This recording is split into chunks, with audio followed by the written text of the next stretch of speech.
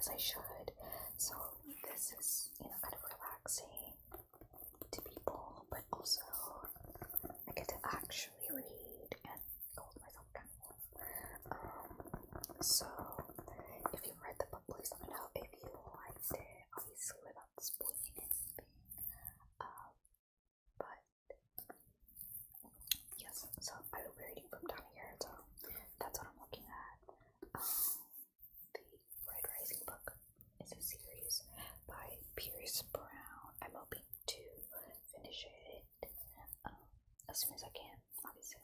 And by the other book, which is The Golden Sun. So that's The Golden Sun, and this is The Morning Star, and that is the complete Red Rising trilogy. So, yes, let's get right into it. Start Red Rising by Pierce Brown.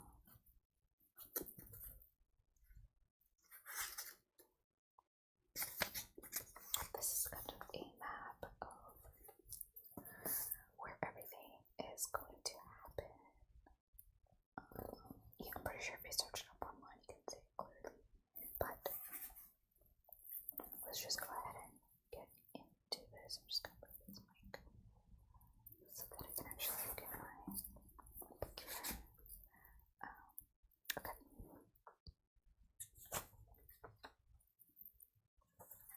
I'm just gonna start from part 1,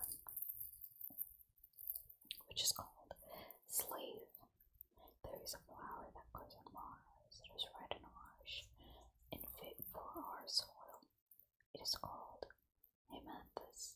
It means blood blossom.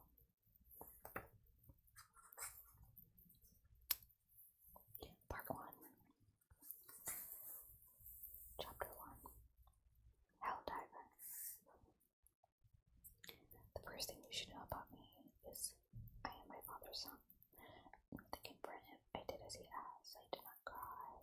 Not when society televised the arrest, not when the colds tried him, not when the grays hanged him. Mother hit me for that.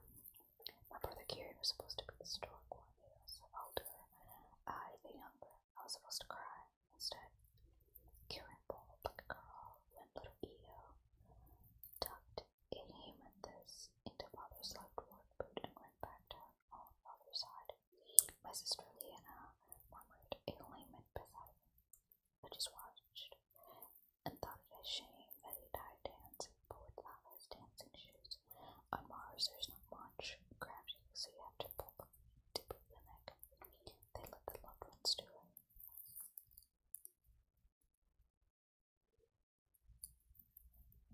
I smell my own stink inside my fry suit. This suit is some kind of nanoplastic. It is hot, as its name suggests. It insulates my toe to head. Nothing gets in, nothing gets out, especially not the heat. Worst part is you can't wipe the sweat from your eyes. Bloody stings as it goes through the headband to puddle at the heels. Not to mention the stink when you piss, which you always do. Gotta take in a load of water through the drink tube.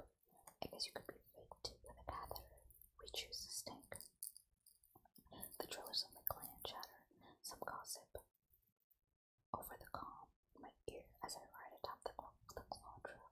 I'm alone in this deep tunnel on a machine built like a titanic metal hand, one that grasps and gnaws at the ground. I control its rock melting digits from the holster seat atop the drill, just where the elbow joint would be. There, my fingers fit into control gloves that manipulate the many tentacle-like drills, some 90 meters below my perch. To be a hell diver, they say, your fingers must flicker fast as tongues of fire. Mine flicker faster. Despite the voices in my ear, I am alone in the deep tunnel. My existence is vibration, the echo of my own breath, and heat so thick and noxious. It feels like I'm swaddled in a heavy quilt of hot piss. A new river of sweat breaks through the scarlet sweatband tied around my forehead and slips into my eyes, burning them till they're red as my rusty used to reach and try to wipe the sweat away, only to scratch futilely at the faceplate of my fry suit. I still want to, even after 3 years.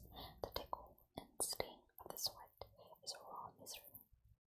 The tunnel walls around my holster seat are bathed a sulphurous yellow by a corona of lights. The reach of the light fades as I look up the thin vertical shaft I've carved today. Above, precious helium-3 glimmers like liquid silver, but I'm looking at the shadows, looking for the pit vipers that grow through the darkness, seeking the warmth of my drill. They'll eat into your suit too, bite through the shell, and then try to burrow into the warmest place they find. Usually, usually your belly so that they can lay their eggs. I've been bitten before, still dreamt of the beast, black like a thick tendril of oil. They could get as wide as a thigh and long as 3 men, but it's the babes we fear. They don't know how to ration their poison. Like me, their ancestors came from Earth, then Mars, and the deep tunnels changed them. It is eerie in the deep tunnels, lonely. Beyond the roar of the drill, I hear the voices of my friends, all older, but I cannot see them, a half click above me in the darkness. They drill above me, near the mouth of the tunnel that I've carved, descending with hooks and lines to dangle along the sides of the tunnel to get at the small veins of helium-3. They mine with meter-long drills gobbling up the shaft.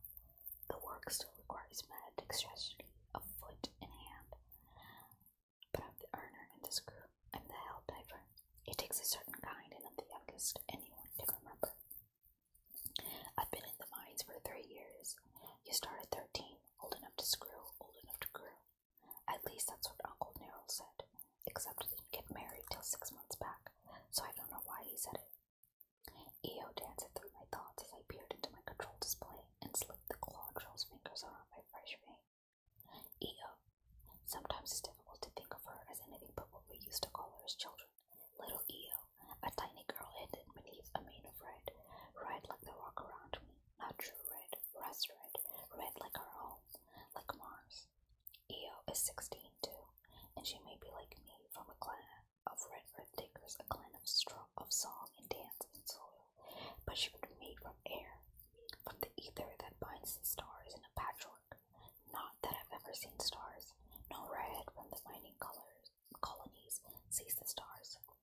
Little EO, they wanted to marry her off when she turned 14, like all the girls of the clans, but she took the short rations and waited for me to reach 16, wet age for men. Before slipping that cord around her finger, she said she knew we'd marry since we were children. I didn't. Hold. Uncle Daryl snaps over the comm channel. Daryl, hold, boy. My fingers freeze. He's high above, with the rest of them, watching my progress on his head unit. What's the burn? I ask, annoyed. I don't like being interrupted. What's the burn? The little hell diver asks. Old Barlow chuckles. Gas pocket, that's what. Neryl snaps. He's the head dog for our 200 plus crew. Hold. Calling a scan crew to check the particulars before you blow us all to hell. That gas pocket, it's a tiny one, I say. More like a gas pimple. I can manage it. A year on the drill, and he thinks he knows his head from his hole. Poor little peasant. Old Barlow adds dryly. Remember the words of our golden leader. Patience and obedience, young one. Patience is the better part of the valor, and obedience is the better part of humanity. Listen to your elders. I roll my eyes at the epigram. If the elders could do what I can, maybe listening would have its merits. But they're slow in hand and mind. Sometimes I feel like they want me to be just the same, especially my uncle. I'm on a tier, I say. If you think there's a gas pocket, I can just hop down and hand scan it. Easy. No dilly-dally. They'll preach caution, as if caution has ever helped them. We haven't won a laurel in ages. Want to make EO a widow? Barlow laughs, voice cracking with static. Okay by me. She's a pretty little thing. Drill into that pocket and leave her to me. Old and fat I be, but my drill still digs a dent. A chorus of laughter comes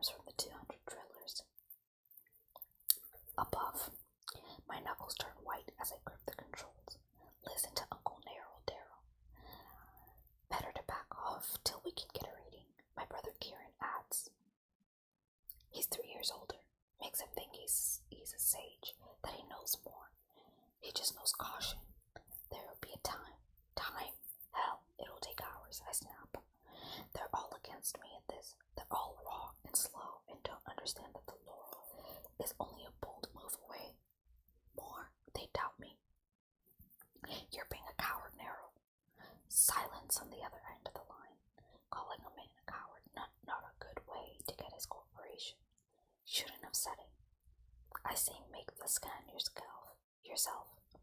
Lauren, my cousin, and Narrow's son squawks. Don't, and Gam is as good as gold. They'll get the laurel for, the 100th time. The laurel. 24 clans in the underground mining colony of Lycos. 1 laurel per order. It means more food than you can eat. It means more burners to smoke. Imported oils from Earth. Amber swill with the society's quality markings. It means winning. Gamma clan has had it since anyone can remember. So it's always been about the quota for us lesser clans. Just enough to scrape by. Eo says the laurel is a carrot that society dangles. Always just far enough beyond our grasps. Just enough so we know how short we really are and how little we can do about it. We're supposed to be pioneers. Eo calls us slaves. I just think we never try hard enough. Never take the big risks because of the old men. Lauren, shut up about laurel. Hit the gas and we'll miss all the bloody damn laurels. To kingdom come, boy. Uncle Nero growls. He's slurring. I can practically smell the drink through the comm. He wants to call a sensor team to cover his own ass. Or he's scared. The drunk was born pissing himself out of fear. Fear of what? Our overlords. The golds, the minions, the greys. Who knows? Few people. Who cares? Even fewer. Actually, just one man cared for my uncle, and he died when my uncle pulled his feet. My uncle is weak. He is cautious and immoderate in his drink. A pale shadow of my father. His blinks are long and hard, as though it pains him to open his eyes each time and see the world again. I don't trust him down here in the mines or anywhere for that matter, but my mother would tell me to listen to him. She would remind me to respect my elders. Even though I am wed, even though I am the helldiver of my clan, she would say that my blisters have not yet become calluses. I will obey, even though it is maddening as the tickle of the sweat on my face. Fine, I murmur. I clench the drill fist and wait as my uncle calls it from the safety of the chamber above the deep tunnel. This will take hours. I do the math. 8 hours till whistle call to beat Gamma. I've got to keep a rate of 156.5 kilos an hour. It'll take 2.5 hours for this scan crew to get here and do their deal, at best. So I've got to pump out 227.6 kilos per hour after that. Impossible. But if I keep going and squab the tedious scan, it's hours. I wonder if Uncle Nero and Barlow know how close we are. Probably just don't think anyone is ever worth the risk. Probably just divine intervention will squab our chances. Gamma has the laurel. That's the way things are and will ever be. We of Lambda just try to scrape by on her foodstuffs and make her comforts. No rising, no falling. Nothing is worth the risk of changing the hierarchy. My father found that at the end of a rope. Nothing is worth risking death. Against my chest I feel the wedding band of hair and silk dangling from the cord around my neck and think of Eo's ribs. I'll see a few more of the slender things to their skin this month. She'll go asking the Gamma families for scraps behind my back. I'll act like I don't know, but will still be hungry. I eat too much because I'm 16 and still growing tall. Eo lies and says she's never got much of an appetite. Some women sell themselves for food or luxuries to the tin pots. Grays, to be technic about it. The society's garrison troops of our little mining colony.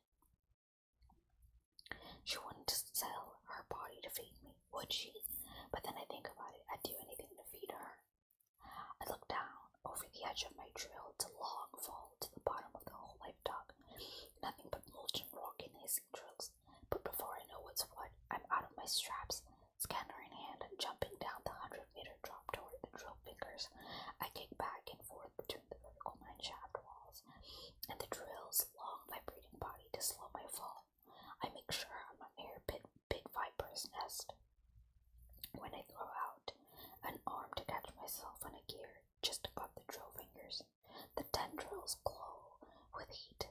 shimmers and distorts. I feel the heat on my face, feel it stabbing my eyes, feel it ache in my belly and balls. Those drills will melt your bones if you're not careful, and I'm not careful, just nimble. I lower myself hand over hand, going feet first between the drill fingers so that I can lower the scanner close enough to the gas pocket to get a reading. The heat is unbearable. This was a mistake. Voices shout at me through the I almost brush one of the drills. As I finally lower myself close enough to the gas pocket, the scanner flickers in my hand. As it takes its reading, my suit is bubbling, and I smell something sweet and sharp, like burnt syrup to a hell diver. It is the smell of death. That is chapter 1. Let's move on to chapter 2. The township.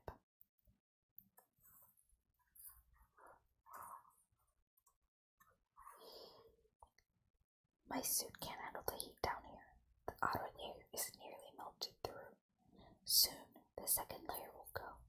Then the scanner blinks silver and I've got what I came for. I almost didn't notice. Dizzy and frightened, I pull myself away from the drills. Hand over hand, I tug my body up, going fast away from the dreadful heat. Then something catches. My foot is jammed just underneath one of the gears near a drill finger. I gasp down air in sudden panic. The dread rises in me. I see my booty melting. The first layer goes, the second layer bubbles. Then it will be my flesh. I force a long breath and choke down the screams that are rising in my throat. I remember the blade. I flip out my hinged sling blade from its back holster. It's a cruelly curved cutter, as long as my leg, meant for taking off and cauterizing limbs, stuck in machinery. Just like this. Postmen panic when they get caught, so the sling blade is a nasty half-moon weapon meant to be used by clumsy hands. Even filled with terror, my hands are not clumsy. I slice 3 times with the sling blade, cutting nanoplastic instead of flesh. On my third swing, I reach down and jerk free my leg. As I do, my knuckles brush the edge of the drill. Searing pain shoots through my hand. I smell crackling flesh, but I'm up and off, climbing away from the hellish heat, climbing back to my holster seat and laughing all the while. I feel like crying. My uncle was right. I was wrong, but I'll be damned if I ever let him know it.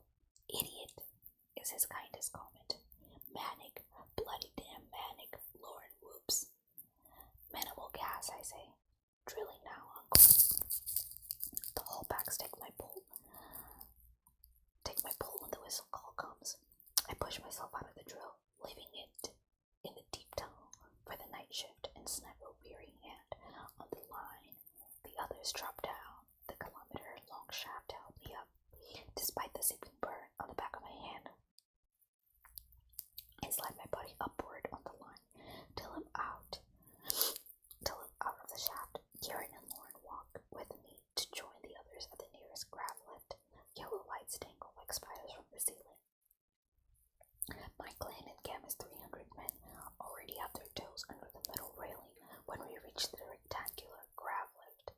I avoid my uncle. He's mad enough to spit and catch a few dozen pats on the back for my stunt. The young ones like me think we've won the laurel. They know my raw helium 30 pull for the month. It's better than Gamma's. The old turds just grumble as they say we're fools. I hide my hand and tuck my toes in. Gravity alters and we shoot upward. A Gamma scab with less than a week's worth of frost under his nail forgets to put his toes under the railing, so he hangs suspended as the lift shoots up 6 vertical kilometers. Ears pop. Got a floating Gamma turd here. Barlow laughs to the lambdas. Petty as it may seem, it's always nice seeing a Gamma squab something. They get more food, more burners, more everything because of the laurel. We get to despise them, but then we're supposed to, I think. Wonder if they'll despise us now. Enough's enough. I grip the rust-red nanoplastic of the kid's fry suit and jerk him down. Kid, that's a laugh. He's hardly 3 years younger than I. He's deathly tired. When he sees the blood red on my fry suit, he stiffens, avoids my eyes, and becomes the only one to see the burn on my hand. I wink at him. I think he his suit. We all do it now and then. I remember when I He's dead now.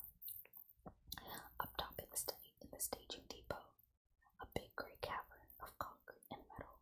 We pop our tops and drink down the fresh cold air of a world far removed from the molten trails. Our collective stink and sweat soon make a bog of the area. Lights flicker in the distance, telling us to stay clear of the magnetic horizon tram tracks on the other side of the depot. We don't mingle with the gammas as we head to the horizon tram. In a staggered line of rust red suits, half with lambda L's, half with gamma canes painted in dark red on their backs, 2 scarlet head dogs, 2 bloody red owl divers, a gator of 10 pots eyes as we trudge over the worn concrete floor. Their gray duro armor is simple and tired, as unkempt as their hair. It would stop a simple blade, maybe an iron blade, and a pulse blade or razor would go through it like paper. But we've only seen those in the hollow game. The Greys don't even bother to make a show of force. Their thumpers dangle at their sides. They know they wouldn't have to use them. Obedience is the highest virtue. The Grey Captain, Ugly Dan, a greasy bastard, throws a pebble at me. Though his skin is darkened from exposure to the sun, his hair is gray like the rest of his color. It hangs thin and weedy over his eyes. 2 ice cubes rolled in ash. The sigils of his color, a blocky gray symbol like the number 4, with several bars beside it, marked along each hand and wrist, cruel and stark, like all the Greys. I heard they pulled Ugly Dan off the front line back in Eurasia, wherever that is, after he got crippled and they didn't want to buy him a new arm. He has an older place model now. He's insecure about it, so I make sure he sees me give the arm a glance. So you had an exciting day, darling. His voice is as stale and as heavy as the air inside my fry suit. Brave hero now, are you? Are you, Dara? I always thought you'd be a brave hero. You're the hero, I say, nodding to his arm. And you think you're smart, don't you? Just red, and he winks at me. Say hello to your little birdie for me. A right thing for piggin'. Licks his teeth, even for a ruster. Never seen a bird except on the HC. Ain't that a thing? He chuckles. Wait, where are you going? He asks as I turn. I bow to your betters when Kowari, don't you think? He snickers to his fellows, careless of his mockery. I turn and bow deeply. My uncle sees this and turns from it, disgusted. We leave the Grease behind. I don't mind bowing, but I'll probably cut Ugly Dan's throat if I ever get the chance. Kind of like saying I'd take a sip out of Venus in a dark ship if it ever suited my fancy. Hey, Dago, Lauren calls to Gamazelle Diver. The man's a legend. All other divers just a splash in the pan. I might be better than him. Would you pull? Dago. A pale strip of old leather with a smart cover for her face lights a long burner and puffs out a cloud. Don't know, he drawls. Come on. Don't care. Raw count never matters. Lambda. Like bloody hell it doesn't. What the hell they pull in the week? Lauren calls as we lead out into the tram. Everyone's lighting burners and popping out the swill, but they're all listening intently. 9,821 kilos, a gamma boasts. At this I lean back and smile. I hear cheers from the younger lambdas. The old hands don't react. I'm busy wondering what EO will do with the sugar this month. We've never earned sugar before. Only ever won it at cards and fruit. I hear the Lord gets you fruit. She'll probably give it all away to hungry children just to prove to the society she doesn't need their prizes. Me, I'd eat the fruit and play politics on a full stomach. But she's got the passion for ideas while I've got no extra passion for anything but her. Still won't win. Dago draws tram, slides away. Dara's a young pup, but he is smart enough to know that. Ain't you, Dara? Young or not, I beat your craggy ass. You sure about that? Deadly sure. I wink and blow him a kiss. Laurel's ours. Send your sisters to my township for sugar this time. My friends laugh and slap their fry suit lids on their thighs. Draco watches me. After a moment, he drags his burner deep. It glows bright and burns fast. This is you, he says to me in half a minute. The burner is a husk. After disembarking the horizon tram, I funnel into the flesh for the rest of the cruise. The place is cold, musty, and it smells exactly like what it is. A cramped metal shed where thousands of men strip off fry suits after hours of pissing and sweating to take air showers. I peel off my suit, put one of the air caps, and walk naked to stand in the nearest transparent tube. There are dozens of them lined up in the flesh. Here there is no dancing, no boastful flips. The only camaraderie is exhaustion and the soft slapping of hands, of thighs, creating a rhythm with the whoosh and shoosh of the showers. The door to my tube is close behind, muffling the sounds of music. A familiar hum comes from the motor, followed by a great rush of atmosphere and sucking renaissance's air-filled antibacterial molecules scream from the top of the machine and shoots over my skin to whisk away dead skin and fill down the drain at the bottom of the tube. It hurts.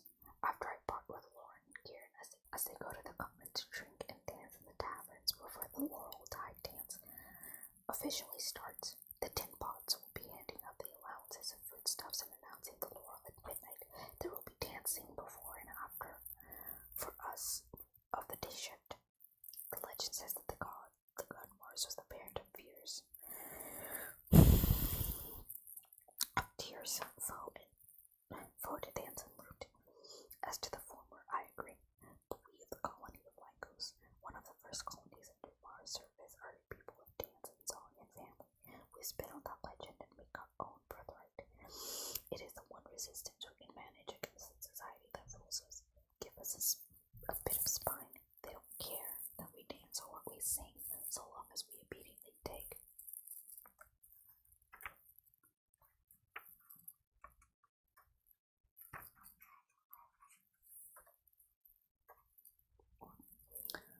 So long as we prepare the planet for the rest of them. Okay, guys, I'm feeling really, really tired. I kind of gave myself ASMR through the video. So I will continue reading another day. I have read one chapter and a good amount of the second chapter. I hope that this was entertaining, even in the slightest, or kind of helped you go to sleep, obviously. Much love to anyone who's watched this video. I will post the second part of this whenever I can. Wow, I'm like really tired. But I hope that you are too. So good night, or have a good day, whatever it is you're doing. I will get back to you guys with